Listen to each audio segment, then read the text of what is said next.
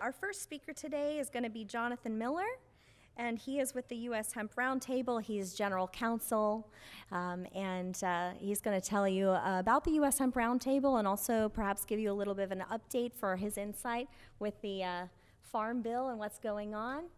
And thanks for being here, Jonathan. Yeah. Are you all set up? Can you see the monitors good? Oh, yeah. Okay. Great. All right. Thanks. Hi, I'm Jonathan, and I'm a recovering politician. I was the state treasurer for 2 terms. I was chairman of the Democratic Party briefly, and I was probably the most liberal guy ever to run for governor in Kentucky, and that's probably the reason why the people of Kentucky overwhelmingly decided they did not want me to be their governor. So I got involved in this. So if you told me back when I was in politics that I'd be speaking at a hemp convention in Los Angeles, I would have said that you were smoking hemp, because at the time I didn't know the difference. If you had told me at the time that I was going to be saying words of praise for Mitch McConnell, I would have really asked you to take a full MRI. But we've been on all together on this wonderful journey, and before I explain my journey to you and where it leads, I think, for the movement, I do want to say something about the incredible leadership shown by Colleen and Joy Beckerman and the whole board at HIA. I've been coming to these events. I think this is my 4th now, and have seen such growth and such sophistication, and we're so proud to be partners with HIA. So if you don't mind, I can't see if Colleen and Joy are still here, but even if they're not, if we could give them a big round of applause for their terrific work. Oh, there's Joy. Okay, you heard the applause. Please tell Colleen that there was overwhelmingly applause, that it was enraptured, and it lasted for months. So anyway, I left politics, and I did a bunch of writing. I write occasionally for the Daily Beast, for the Huffington Post, for a Kentucky sports website. By the way, we're going to win a football game. If anybody here is from Georgia, I apologize to you about that. But a good friend who I'd run against for governor passed away, and he had run for about 12 different offices in Kentucky. He never won. He was always the funniest and often the smartest guy at the debates, had a great list of policies, but he was typecast because his number one idea was to legalize marijuana. And to go along with that, it was pretty clear that on the way over, at least in the parking lot, he was smoking a fair amount of it. And Gatewood Galbraith, who is a legend in Kentucky, unfortunately was never elected to office because he was stereotyped as the marijuana guy. Well, when he passed away, I decided I was going to look at his issue with new eyes. I had always been reflexively opposed to marijuana because in a conservative state it was easy to be opposed to it. And I did the research and realized that he was right, and I wrote some articles for the Daily Beast and the Huffington Post about him and about the issue. And my local paper, Lexington Herald Leader, noticed that and said, "Jonathan, we're doing a series on hemp. Will you write a piece for that?" I said, "Sure. I don't really know what hemp is or the difference between hemp and marijuana, but I guess I'm for it if I'm for marijuana." So then I did the research again, and I discovered that not only the arguments about marijuana were in the background, but about how incredible a crop it was for my home state of Kentucky for centuries, how ridiculous it was been that it had been under prohibition for decades, and how it could be a great economic boom, particularly to farmers in my state who've been growing tobacco for so long, that we could move from a crop that frankly killed people to one that could help grow our economy. So I wrote that piece, and the Commissioner of Agriculture at the time, a guy named Jamie Comer, read it, said, "Jonathan, we're going to try to get hemp legalized in the state. Will you be my Democratic Robin to me as a Republican Batman? I said, sure, Jamie, we don't have a chance of winning, but I'm out of politics. I don't care anymore. It'll be fun. We had the governor was against us, the Speaker of the House was against us, the Senate President was against us, and the most powerful guy in Kentucky, the Senate Majority Leader, McConnell, was against us. But within 6 months of education and traveling the state and joining the people, both the kids, the younger folks, the millennials and my generation who didn't really care about, who didn't think that this product should be illegal, as well as the older generation who had grown the product or knew of their father or grandfather who had grown hemp on their farms. We were able to build this coalition that overwhelmingly got this legislation passed. Mitch McConnell took notice. He then, like me, decided he was going to seriously study the issue. And he realized that it would be a great opportunity, a great legacy for him and for his state. So we pivoted after we got that passed to understanding that in order for Kentucky to grow hemp, we had to change the federal law. And McConnell then, as all of you know by now, inserted language in the 2014 Farm Bill that was worked on by folks like Jared Polis and Thomas Massey and others for years, and Rand Paul as well, and got it connected to the 2014 Farm Bill.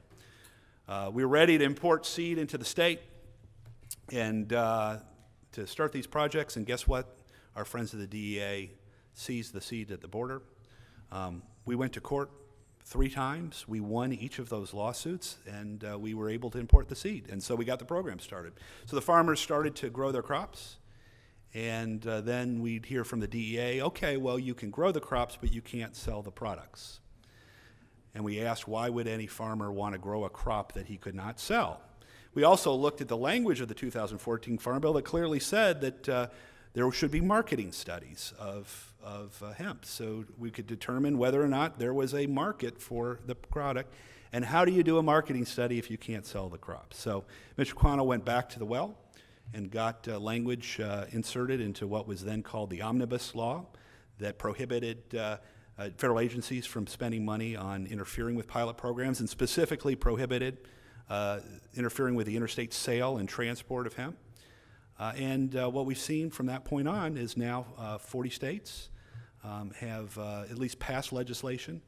We've seen an industry that was just import only grow into a now thriving domestic industry. And we are poised for something that we think can be really, really big.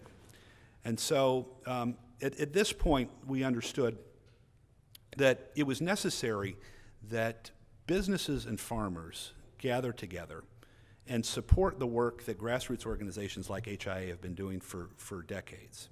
But to have a business approach to develop a really professional lobbying campaign aimed at those members of Congress and senators who weren't necessarily for marijuana, but could be convinced that hemp was a crop that was distinct from marijuana, that could help benefit farmers in their states. It's not just farmers in Kentucky who have been struggling.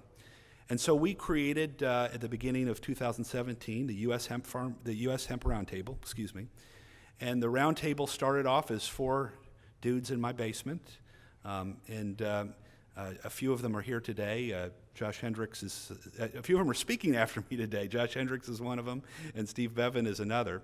And please, when I give you that image of the basement, I'm not trying to be it's not the Silence of the Lambs basement. It was just a friendly suburban basement, which has now grown to be more than 50 companies, as well as all of the major grassroots associations in the space. And together we have 2 primary missions. Number 1, to secure final, permanent, and complete legalization of hemp and hemp products, including explicitly hemp-derived CBD and other cannabinoids, both at the federal level and on the state level. And second, to further professionalize our industry by setting up an organization that would promote high standards, best practices, and self-regulation for the industry in order to ensure that when customers went to the store, they would know their products are safe, and when law enforcement went to the store, they would know the products are legal. So we've been operating on those paths, and I just want to briefly go through each of those paths, I'm happy to, after I'm done, answer any of your questions about how you all can get involved. The first goal, the immediate goal, is passage of federal law. And I'm not going to go into too much detail because I'm on a panel around lunchtime with the Hoban Law Group, who's been very deeply involved in this legalization effort as well. I'm on a panel where we're going into depth about where this stands, but let me just give you that overview. Jamie Comer went from being a ag commissioner to being a congressman, and he introduced a bill on the House side that would fully legalize hemp. Mitch McConnell then, 6 months later, introduced an even better bill called the Hemp Farming Act, which Comer then introduced the companion bill on the House side. And what the Hemp Farming Act would do, it would be completely remove and permanently remove hemp from the Controlled Substances Act. And what it also did is it better defined what hemp is, to be able to avoid these kinds of DAA mischief that we've seen over the last several months. And it defines hemp as not only all parts of the plant that are under 0.3% THC, but also uses the words all parts of the plant, including derivatives, extracts, and cannabinoids. For some reason, some DEA agents have been arguing publicly that, well, an extract or a cannabinoid is not part of the plant. That's absurd, but to be able to be more black and white, this language accomplishes that. What it also does is it ensures that interstate sales cannot be interfered with, and takes this program, takes the regulation away from the Justice Department, away from the Department, the Drug Enforcement Administration, and puts the regulation in the state's hands. There is a USDA role in overseeing state programs.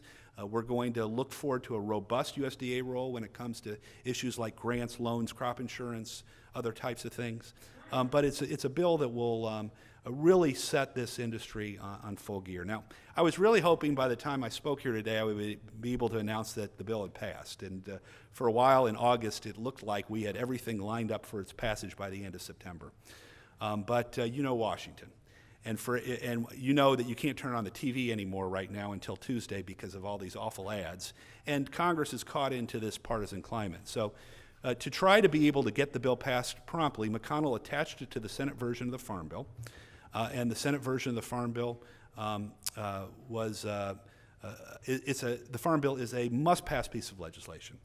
And to do that, he brought it into the committee. And at 5 o'clock, the day before the committee met, Chuck Grassley announced that he was going to introduce an amendment to basically gut the Hemp Farming Act and not only take out the stuff about CBD, but actually make it illegal to sell hemp-derived CBD. I found that out at 5 o'clock on a runway. I typed up a quick email, which I sent to Caitlin Wired, who's in the back, who's our COO. She got that out to our hemp supporter email list. And within the next 12 hours, 23,000 emails were sent through our portal, an average of 230 emails to each senator.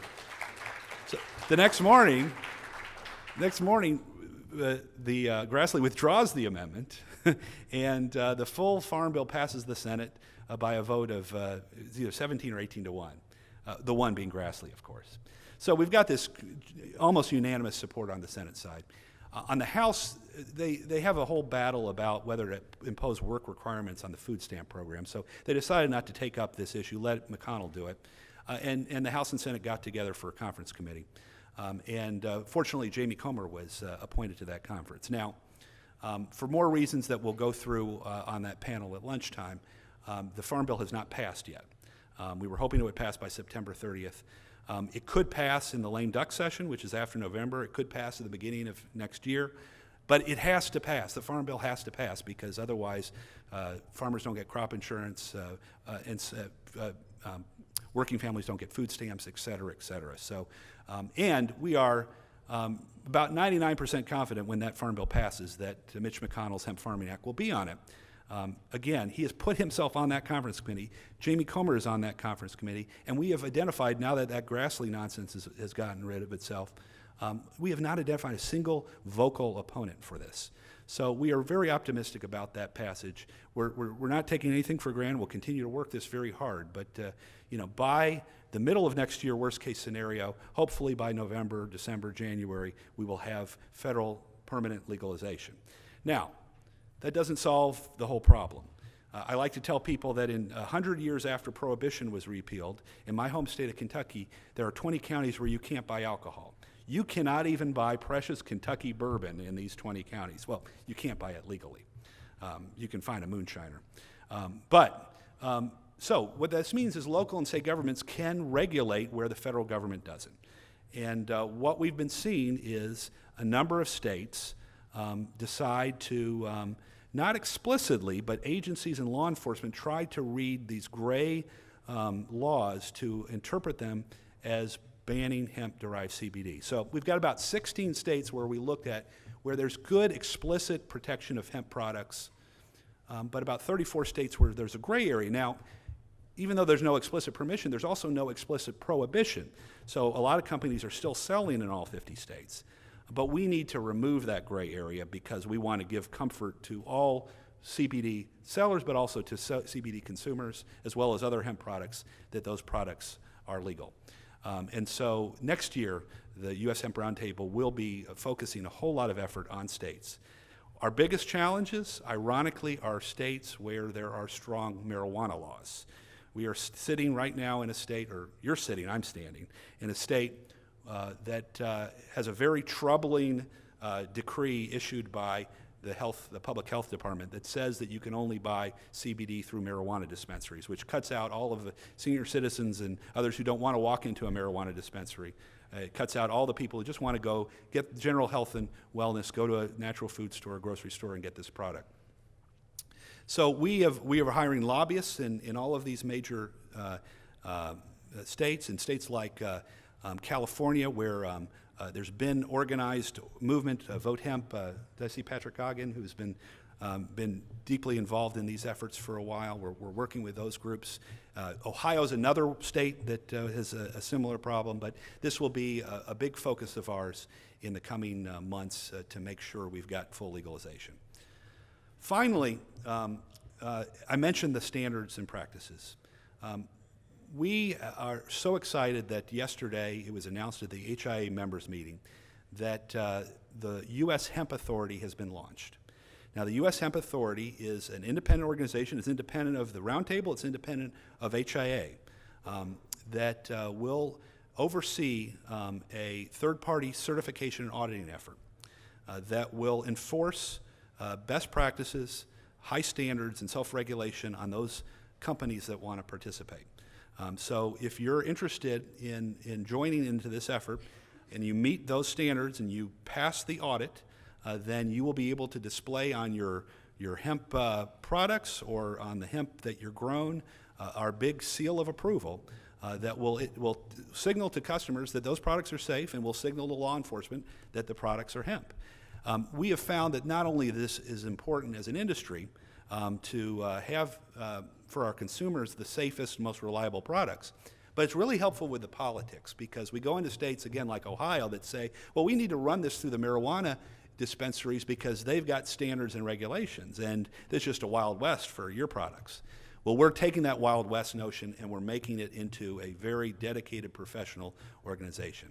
I want to tell you that we have an independent body that is managing this. Our president is sitting over here, Mariel Weintraub. Mariel represents the laboratory and scientific world. She's a PhD. She works with Eurofins, formerly Covance, and she's the president to make sure that we adhere to these high standards. We have representatives from the Roundtable. Graham Carlson, who is, if he's not in the room, is going to be here today. Or did I see Graham? No. Graham was the former COO of Charlotte's Web, Inc. He helped really start Charlotte's Web, and he represents the Roundtable. Representing the HIA, Joy Beckerman, and the HIA is also doing our education and training, and Joy has just been phenomenal in helping with the development. And the two other board members, one is Jonathan Schell. He's the soon-to-be former House Majority Leader in Kentucky Legislature. He is a hemp farmer. And he is also Mitch McConnell's volunteer chairman of his reelection campaign. So we've got a really strong, politically connected guy who happens to be very deeply involved with his family farm that does hemp. Finally, we've got a guy named Rich Bottaraco, who is a former DEA and FBI agent. He comes from the world of law enforcement, has spent decades in this, and has been a very strong supporter of hemp behind the scenes over the last few years. When we were first getting this started, there was a lot of law enforcement skepticism. Rich helped people understand the differences between hemp and marijuana, understand how we could use GPS technology and modern testing to distinguish the products. And now he will be the voice of helping the industry deal with law enforcement concerns going forward. So it's an exciting time. If you, again, I'll be around if you have any questions, but if I can leave you with 2 websites, because this is going to be the way that you can get engaged immediately. First of all, hempsupporter.com. That is the Roundtable's website, hempsupporter.com. This is the website where we have put up tons of information. When you're on our, if you sign up to be a hemp supporter, just give us your email. You get regular email alerts for us about all the news of the day, about what's going on, about what we're doing in various states. Additionally, we empower you to get in touch with your legislators, both in Congress and in the state level. If you sign up, if you go to one of our portals, our federal portal, you type in your zip code, letters automatically populate to your 2 senators and your congressmen. And they're different letters for different ones who are on the conference committees and who aren't. If you're in one of our states where we're going to be battling, and right now those states include California, Ohio, Michigan, and Alabama, where we have battles right now on the ground, you type in that zip code, you'll be able to send an email directly to your state legislator and state senator. So it's a really convenient way for you to have a big voice. We've had thousands of people use the state websites, and as I mentioned, probably now over 100,000 people have used that congressional website. The second one for the Hemp Authority is ushempauthority.org. Somebody has .com. If it's anybody in the room, we'll pay you $50, but we're trying to get it. But ushempauthority.org is the place where you can sign up for training, or you can learn about the education training that HIA is providing. You can start the application process to get certification. And you can also view, probably most importantly, the detailed standards and practices that for 2 years we've been working on, and that there are still a work in progress, but because the laws and regulations are going to change as we know it. But this is a great opportunity for you to get involved in both of these processes. So, again, with big thanks to HIA for being such an incredible leader on the grassroots level and working in partnership with all of these organizations. And a big thanks to those of you that are already part of our roundtable. If you're interested in actually joining the roundtable, come see me as well. We've got a booth over there this weekend. But it's an exciting time for the industry. We're so close to federal legalization. I think we're just months away from, if not all 50 states, most states having good laws. But to get to that place and to get it fully professionalized, we need to have all of your all's input. So thanks for your time. I'll see you around this weekend, and have a great convention.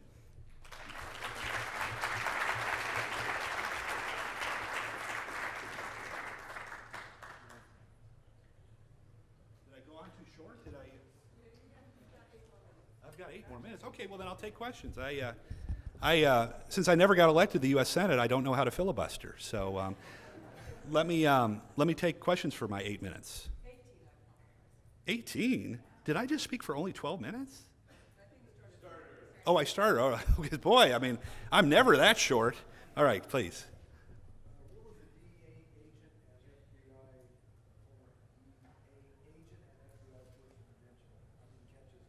Rich Bottaraco, B-A-D-A-R-A-C-C-O. He has been all over the country doing federal law enforcement, and now is located in Louisville.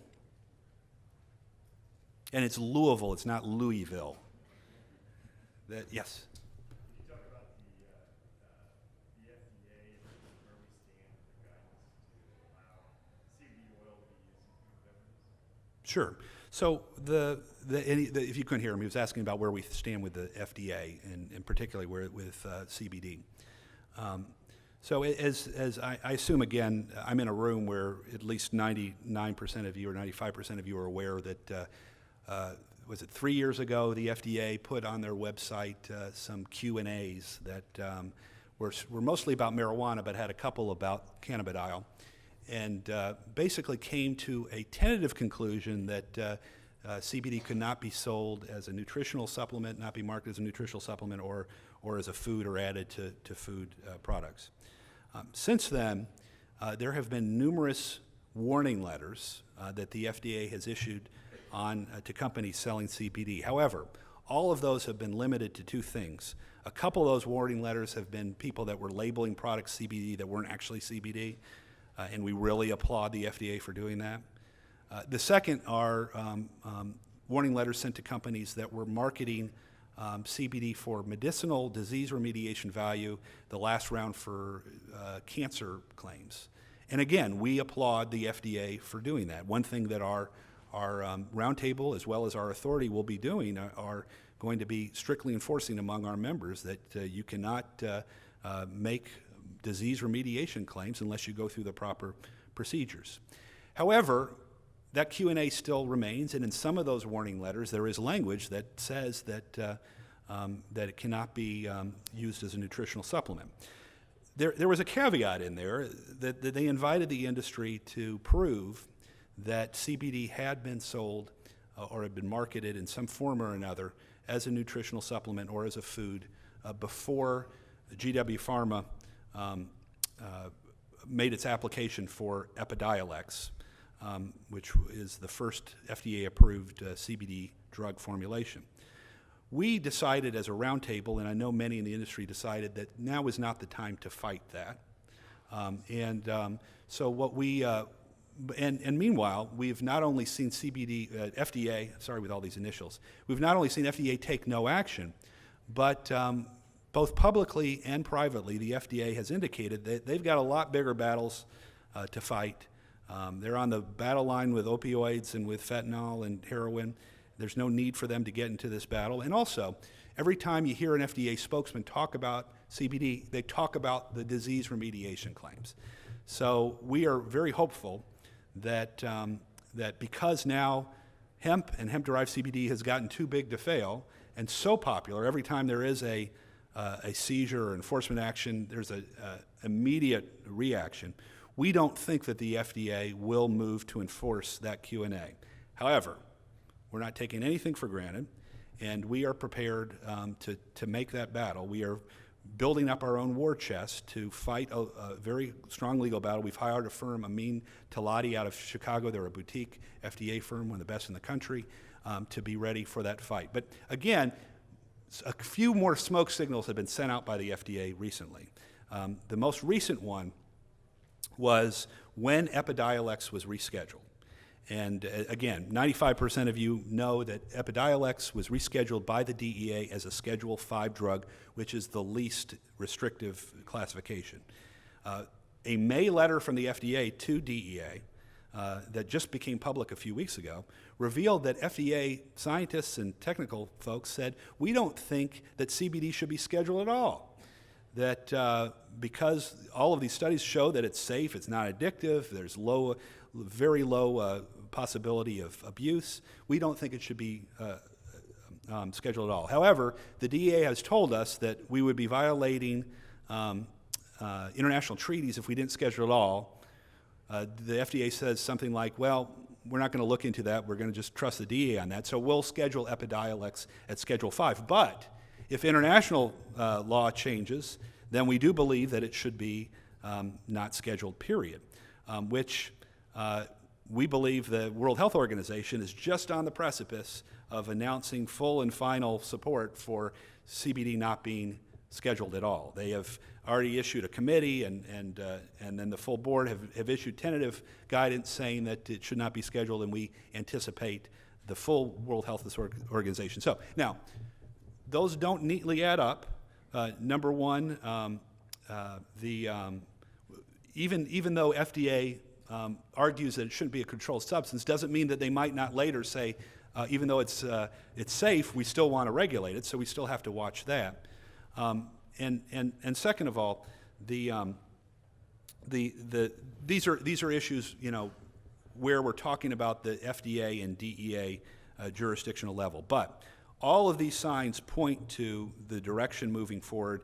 It points to the fact that we think in the end CBD will be not considered a controlled substance. Finally, and this is a very long answer to your short question, I want to make very clear that the CBD that has been scheduled, Schedule 5, is only Epidiolex or generic forms of it.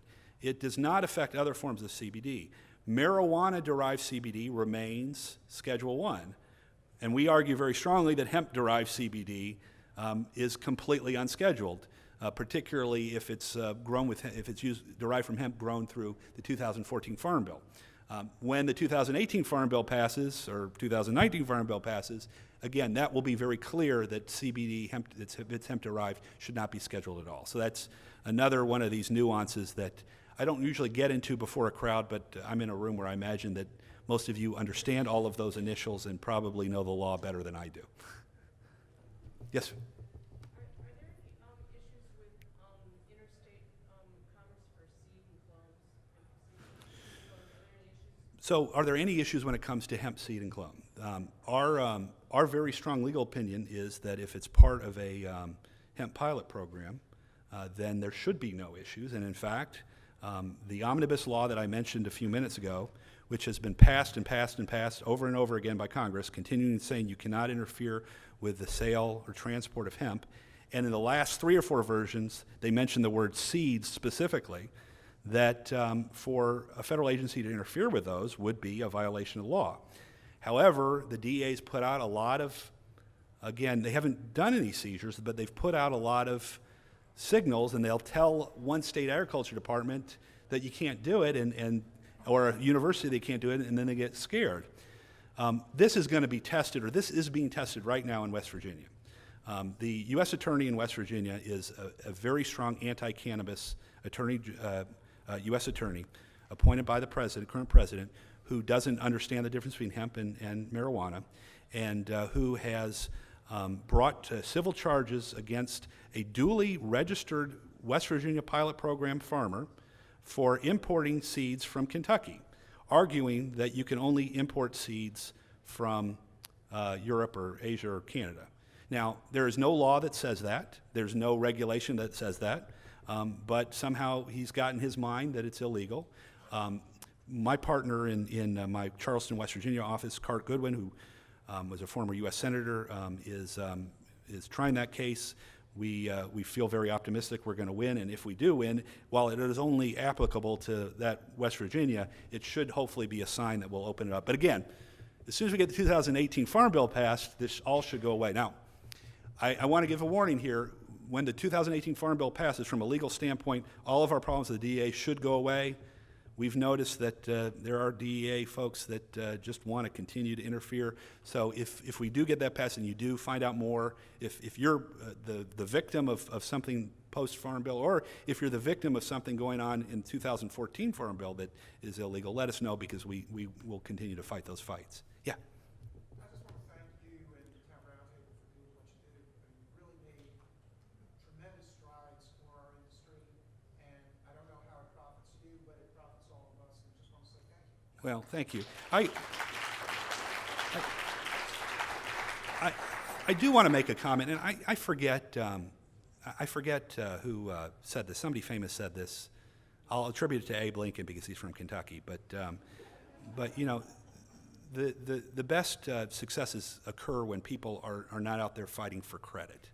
And we've seen an industry, you know, it's not just hemp, but so many industries battle, and you know, there are civil wars in industries, and we saw that several years ago with hemp, where people were trying to be the best, the ones getting credit for the success, and so while I do accept any compliment, or I'm very grateful for it, what our accomplishment was, this isn't the roundtable doing this, but we've got at our table, you know, 50 companies. We've got HIA, we've got Vote Hemp, we've got the American American Herbal Products Association. We are bringing the whole industry together, and so everyone gets credit for this, and all of you, by being here, get credit, and that's why we all want you to be hemp supporters, because then when we get this all passed, you can tell your kids that you did play an important part in getting this passed. Yes? We have 1 minute, so Okay. I'm from California and I'm a THC person, so this is like brand new for me. And one of the confusions I've had, and I still am not really clear with the Farm Bill, because I go to THC conferences, which is very different language than Right. what's here. I'm not clear, I thought that you can't, even if it's legal in Kentucky, unless it's not, can you ship that to California? Because that's where I keep hearing the gray matter is you can grow it in Kentucky, keep it in Kentucky, process in Kentucky or whatever state. We can't process in California because they don't allow us. I still don't get the movement. I Right. understand European Union, but I don't get Colorado, Kentucky. Sure. So what is the deal about transferring between states? And part of this is there's two issues that cloud this. Number one is the idea of processing, growing, and selling in one state only applies to marijuana. And applies to marijuana because marijuana is legal in, you know better than I do, 22, 24 states in some form or another, but it's illegal federally. So even shipping it from California to Colorado is illegal because that's interstate commerce and that's the federal jurisdiction. Hemp, under the 2014 Farm Bill, says it removes hemp from the Controlled Substances Act as long as it's grown in one of these states that has a pilot program. So it's grown in Kentucky, it is hemp, it's less than 0.3% THC, it is now federally legal. So it can be sent to all 50 states. Now there's two issues with that. Number one, there are questions that I mentioned earlier, California being an example, that they say that you can't sell any CBD unless through a dispensary. So in Idaho and some of these other states are, law enforcement is saying you can't sell it. So no matter where it comes from, we're not going to allow you to sell it. And a state can say that, even though I argue there's not a single state law that says that explicitly. The other issue is we have DEA out there or other federal folks saying, no, you can't ship it across state lines, and just like this West Virginia U.S. attorney, they don't have an explanation for it. They retreat back to that it's a controlled substance. Well, we believe very strongly, and the law is very clear, and Mitch McConnell and I agree on this, and again, it's the only thing Mitch McConnell and I agree on completely, is that it is not a controlled substance as long as it's grown under a Farm Bill pilot program, or it is subject to the importation protection given by the lawsuit that HIA brought a decade ago and still remains good law. So that is, I believe, a black and white issue that unfortunately some law enforcement have tried to gray. So I really am out of time now, but again, I'm going to be here. We've got a booth back over there, and thank you all for this. But last note, hempsupporter.com, be a hemp supporter and join our army. Thanks.